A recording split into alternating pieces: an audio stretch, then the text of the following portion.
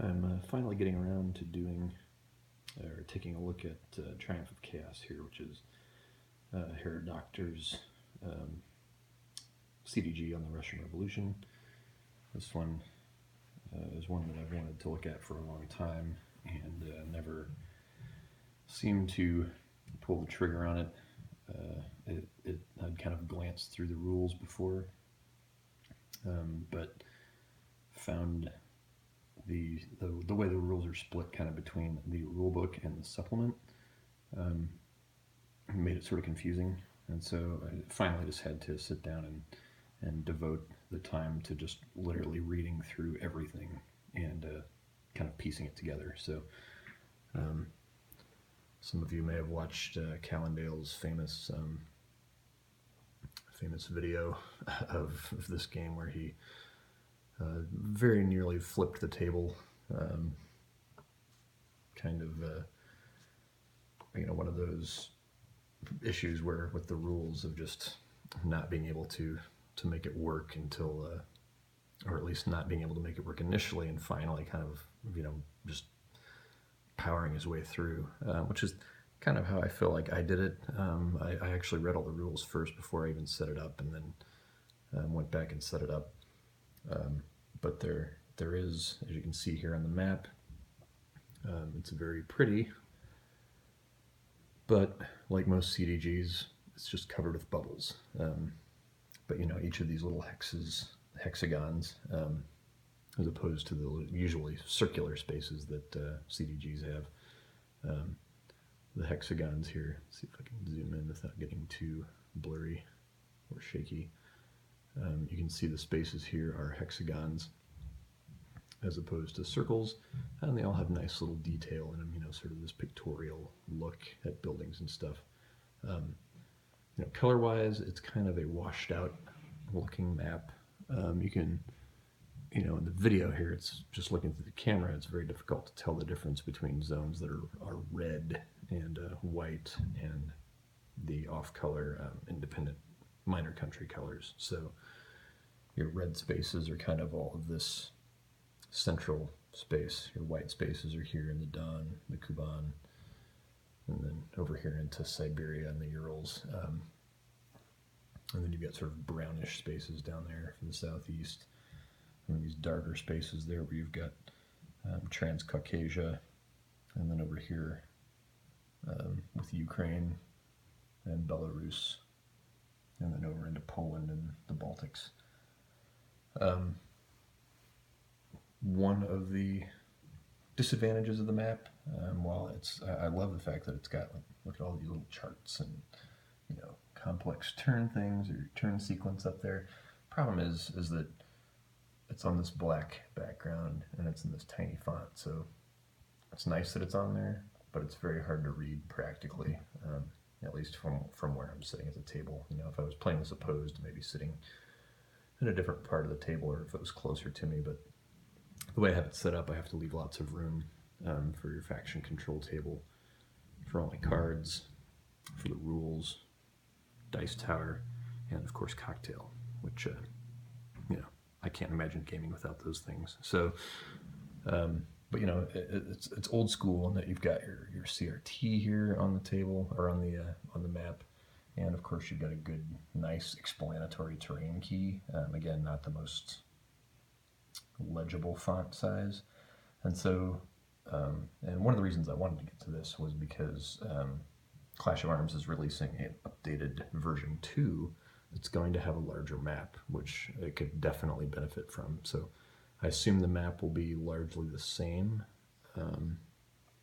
but hopefully a lot of this information that they put on there will be more legible at a larger font. So I'm looking forward to it, but I wanted to check out the original version of the game before playing the second version, first of all, because it'll be nice already knowing the rules going in, but secondly, just to see how the original vision plays out before all the refinements are made. So I'm about, as you can see up there, I'm on round 5 of the first turn, and one of the things that I do have, I'll set the camera down here, I do have this guy, which is the Comrade's Guide to the game, which was this supplement that was released in 2007. That has strategy articles, some additional counters and stuff like that in it. And I haven't read all of this. I did read the initial moves strategy guides that Herr Doctor wrote. So hey, here's kind of some must play cards for red, some must play cards for white, and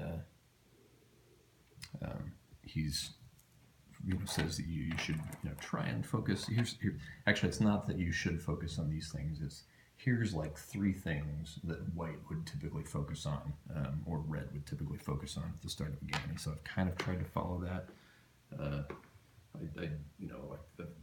I've played the must play as event cards where applicable, and used ACs where elsewhere. So that's been nice to have, but without knowing all the cards and stuff like that, I'm still just kind of blundering along at this point. I'm not trying to come out of the gate like a shark, like these tourney guys playing this in a tournament or something in a con. I'm definitely not doing that. This is just totally an exploration. Getting a drink, and just an exploration and overview of the game. And I'm not going to do very detailed videos. Certainly nothing on the level of what I did for On to Paris. This will be probably mostly an exploration off camera. I'll probably play through the game without doing video and then come back and give some thoughts on it. Initial thoughts are, I like the artwork of the game. I kind of like, a lot of people would say these counters look fairly busy. And to some degree, there's such variety. Like there's no consistency in style with the imagery and stuff on them. Your numbers and things are all consistent, but the style, you just have like these different pictures, photographs and stuff, just kind of slapped on counters, at different sizes and formats and all that kind of stuff. And to some degree, I like that, but it does make for very chaotic counters. Like I love, obscure photographs and lots of different counters with all kinds of cool bits of information and artwork on them. And it definitely adds a lot to the theme and character of the game. You feel this is very much about the Russian Revolution. You're looking at all kinds of cool imagery from the Russian Revolution. An example, you could take a look at the back of the cards. All the white cards, have the picture of the Tsar on there, and your red cards have this, classic communist propaganda image on there. So, there's just cool stuff like that. The cards themselves are just jam-packed with information. Some of it in these kind of games is not always super clear. You're looking through the rules to learn all of this stuff. Like, okay, here's a bunch of stuff if you play this event. Hey, and there's lots of card interdependency and so forth. So, like, hey, you have to play this card before you can play white AC number 9. But this also allows you to play white AC number 37. And then down here, there's this whole laundry list of things. No cooperation triggered if the Czech Legion's white. Possible revolt of the Socialists Revolutionary Army. See Rule 16, blah, blah, blah. Remove activation restrictions on USA and Britain. Take 3 activations. So, it's a menu of things you got to do. And, a lot of CDGs are that way. This one, one of the worst I've seen for, this menu style card dependency type stuff. So, and then you've got this guy over here, which is the heart of the political system in the game, your faction control table. And so all your different factions are, on these sliders from white control to red control, and you spend political points during the political phase of the game vying for control. Now you may see I've got like white infighting counters on here, and that's because so far one of my biggest gripes of the game is these things look like initiative point counters, which they call them IPs in the game, but this appears to be initiative point counters because some of them here that have multiple, you can see that says 2 IP or 2 IP for the Soviet or the communist side. There are not enough of those. Throughout your card play, as you play events on the cards in your hand, a lot of those cards will involve, hey, put some IPs on, Western Ukraine or Belarus or USA or whatever.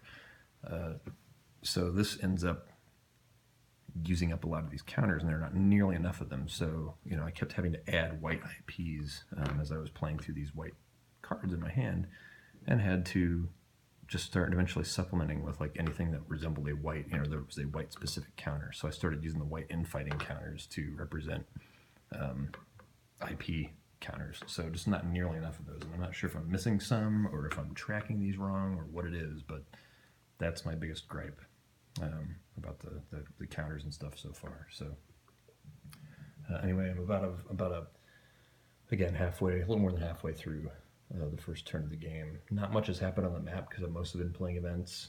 All that really happened was Trotsky took Voronezh, I think, just what that city is there, which is a white victory point city. So that's really the only thing militarily that's happened on the board. Mostly it's just kind of like building up forces, activating stuff on the faction control table. You can see all these counters in the middle here. Those are all of your various restrictions that are on certain countries and stuff that either are turned on or off depending on card play. So that's where we're at right now. I will come back maybe with 1 or 2 more videos with some deeper thoughts on the game.